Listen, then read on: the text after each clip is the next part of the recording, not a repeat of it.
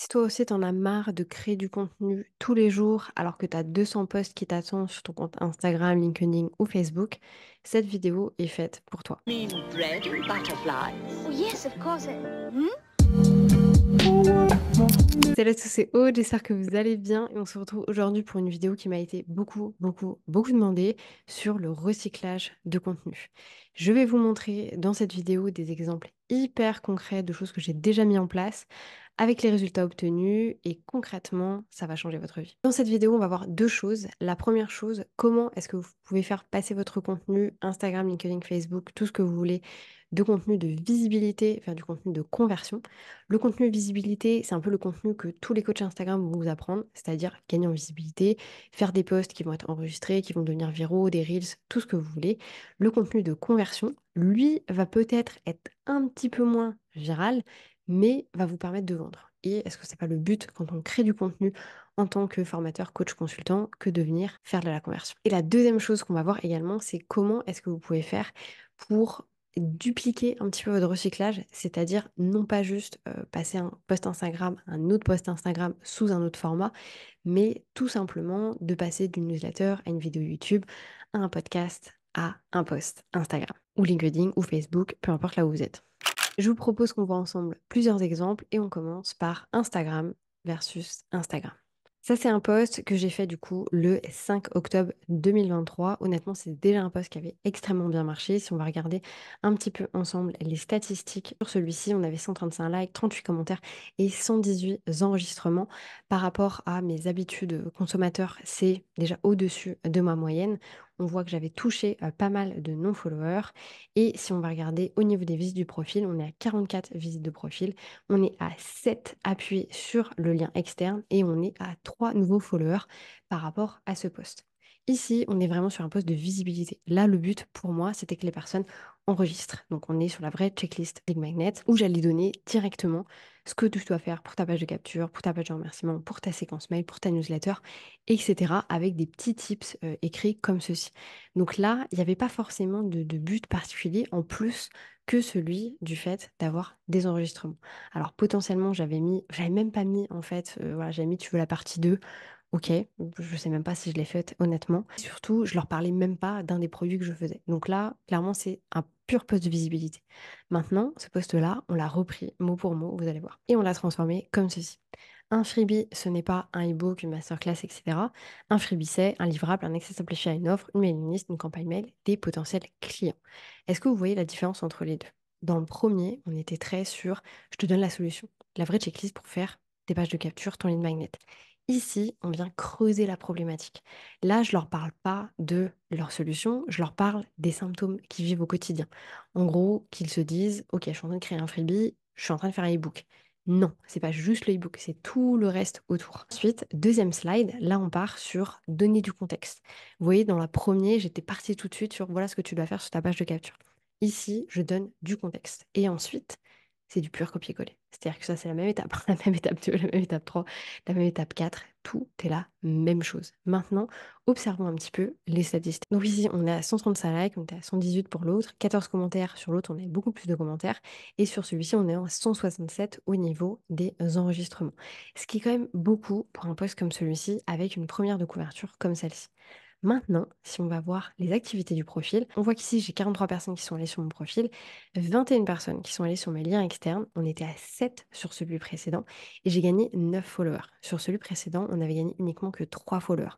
Donc on voit que celui-ci convertit beaucoup mieux que l'autre. Et d'ailleurs, si je dis pas de bêtises, il renvoie directement vers Kate Johnston.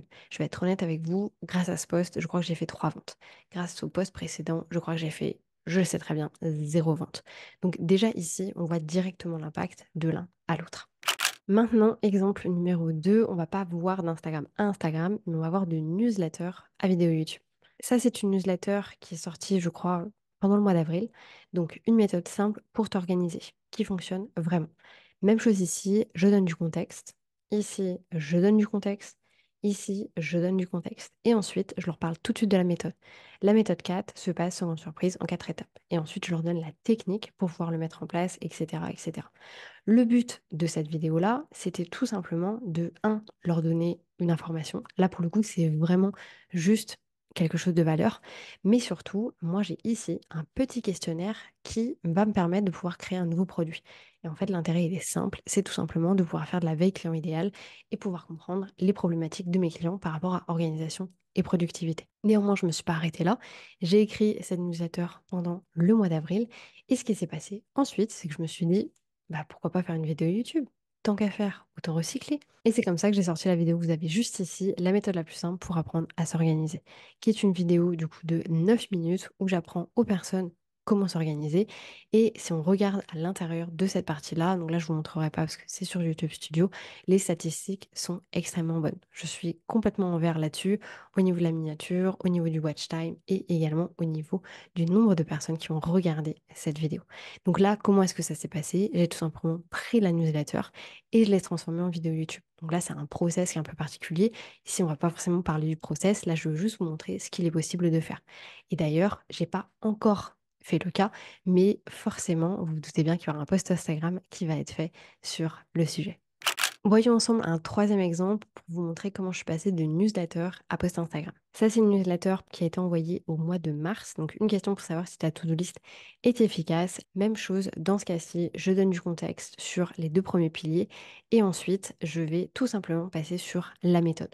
Donc, la méthode 1, méthode 2, ok. Vous voyez, on a toutes les informations à l'intérieur. Ici, mon but, c'était de les renvoyer sur une vidéo en particulier qui avait déjà très très bien marché mais sur lequel je voulais envoyer encore plus de trafic parce que petit 1, elle me fait gagner de l'argent et petit 2, cette vidéo-là en elle-même faisait renvoyer aussi vers un autre freebie qui forcément m'a fait permettre d'augmenter ma liste email, etc., etc., etc. Donc la portée de ce mail-là, c'était pour amener de la portée sur ma vidéo qui allait me permettre d'avoir de la portée tout simplement sur YouTube. Donc là, vous allez vous dire, oulala, mais moi, j'ai pas autant de réflexion.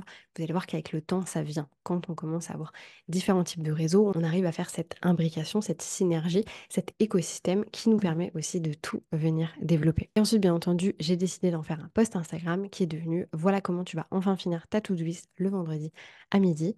Encore une fois ici, je ne leur parle pas directement de ce dont on va parler, c'est-à-dire je leur dis pas la méthode pour finir ta to-do list le vendredi à midi, mais je leur explique comment ils vont pouvoir enfin la terminer. Parce que c'est ça, en fait, eux qui les bloquent. C'est le fait qu'à chaque fois qu'ils se fassent une to-do list, en fait, ils rapportent des choses toutes les semaines, toutes les semaines, toutes les semaines, et ils arrivent jamais à y arriver. Là, c'est du pur copier-coller. C'est-à-dire que tout ça, c'est ma newsletter. C'est vraiment copier-coller sur la newsletter.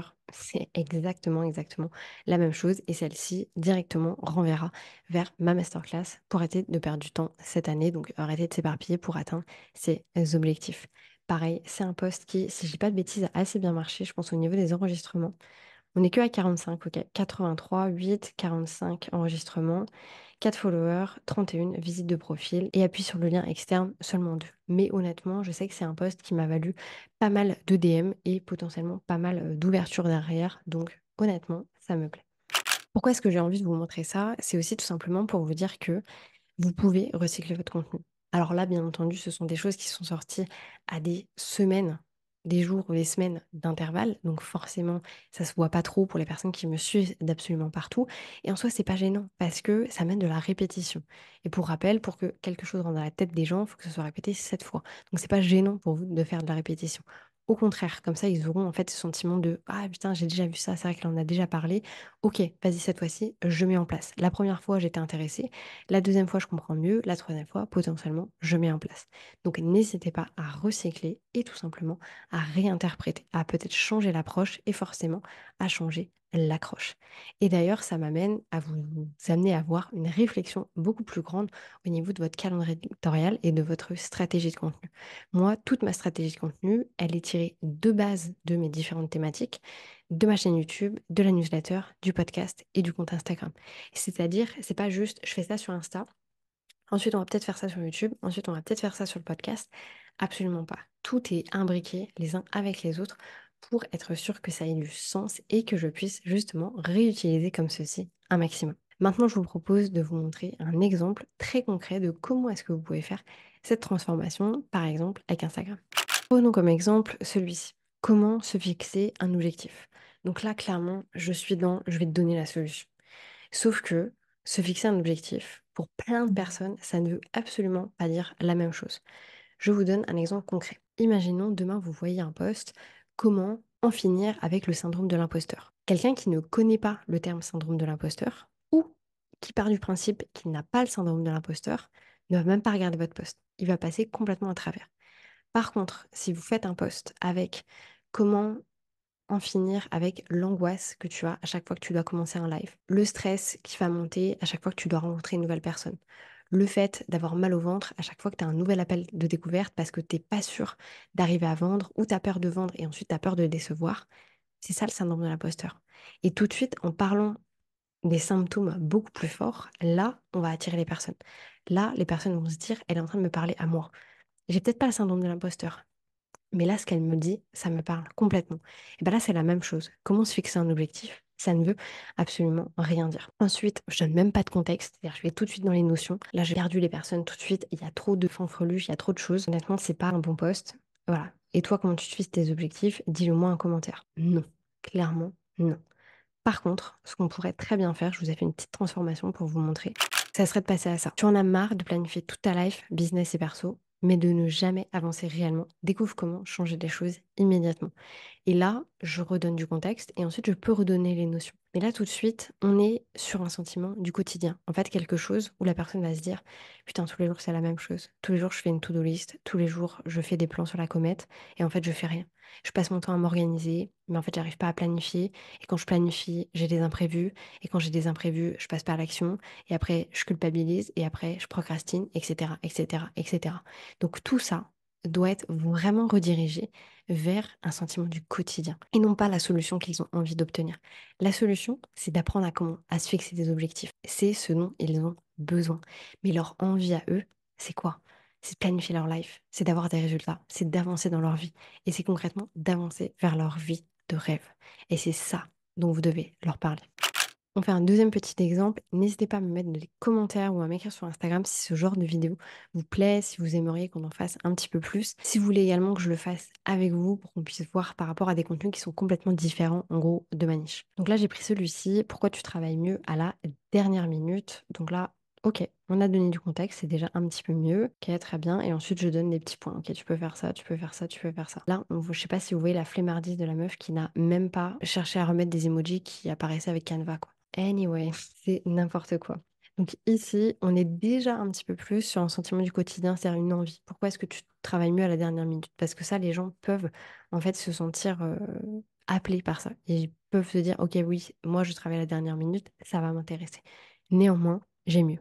Ici, on va le tourner vers une de mes clientes. Donc, c'est pas juste un poste à problème, c'est un poste tourné client. Ce que ma cliente a compris et qui lui a permis d'arrêter de procrastiner, tout faire à la dernière minute et s'éparpiller au quotidien. Et là, tout de suite, il y a ce contexte de, ok, déjà, elle a des clientes, donc ça m'intéresse un petit peu plus. C'est pas juste une histoire sortie d'un chapeau de google.com ou d'un bouquin, c'est vraiment une histoire d'une de ses clientes. Et surtout, la meuf a arrêté de procrastiner, de tout faire à la dernière minute et de s'éparpiller au quotidien. Bah moi, ça me parle concrètement, j'ai envie d'aller voir ce qui se passe. Et là, bien entendu, ce que je ferai encore une fois, c'est donner du contexte et ensuite donner un poste de valeur, mais surtout aller vers un call to action. Potentiellement, la méthode que je vais expliquer, c'est la méthode que j'explique dans l'S6 Productivity, ma formation sur organisation et productivité. N'hésitez pas à nous rejoindre. Et ici, je pourrais leur mettre ça. Alors, soit les rediriger vers la masterclass, qui redirige vers la formation, soit les rediriger directement vers la formation.